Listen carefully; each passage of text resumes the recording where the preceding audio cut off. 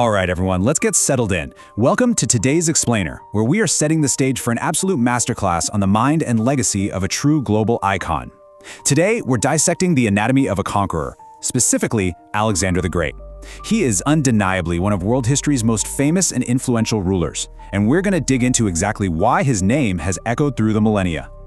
But before we get into the battles, I want to kick off with a Socratic question for all of you. Seriously, think about this. What happens when you hand the keys to an entire empire to a 20-year-old? I want you to try and imagine the immense pressure, the heavy weight of that crown, and the sheer unbridled ambition it takes not just to maintain that empire, but to explode it across the known world. It's kind of unimaginable for most of us, right? But for Alexander, well, that was just his reality. So, here's our syllabus for today's session. We'll start with the student becomes king, move right into forging an unstoppable empire, examine the clash with Porus, analyze the fall of a conqueror, and then finally wrap everything up with some timeless lessons in leadership.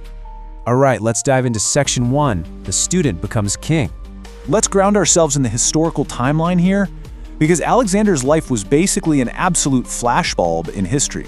Born in 356 BC in Pella to King Philip II and Queen Olympias, he ascends to the throne at just 20. By 326 BC, he's reached the Indian subcontinent, and then, tragically, he's dead by 323 BC. Just think about how rapidly this all unfolds.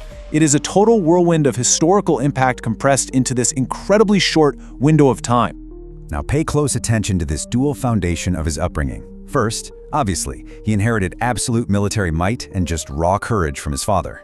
But second, and this is absolutely crucial, his mind was sculpted by none other than the legendary philosopher Aristotle.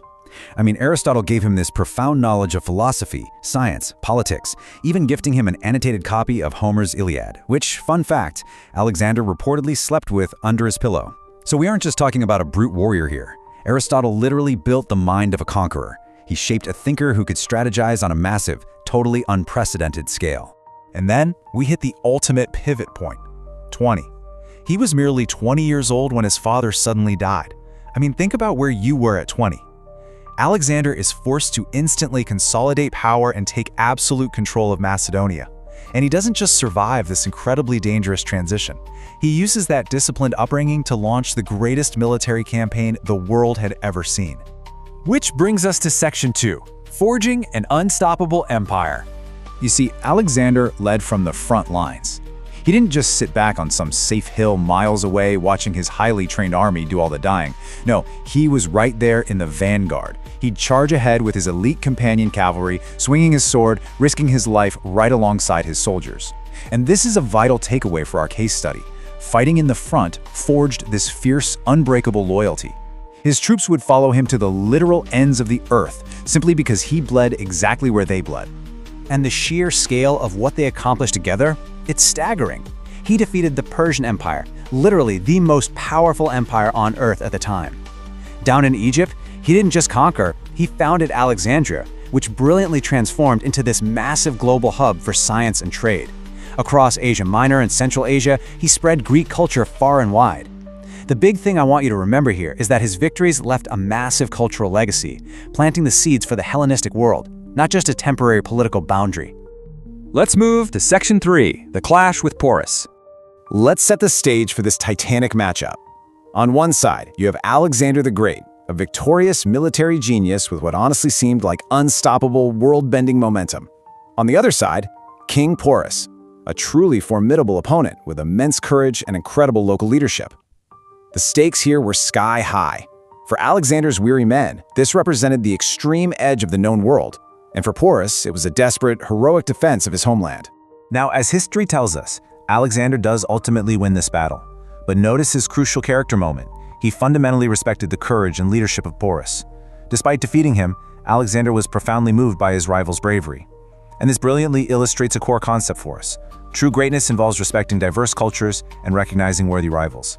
For Alexander, it wasn't always just about subjugation, it was often about assimilation and profound mutual respect.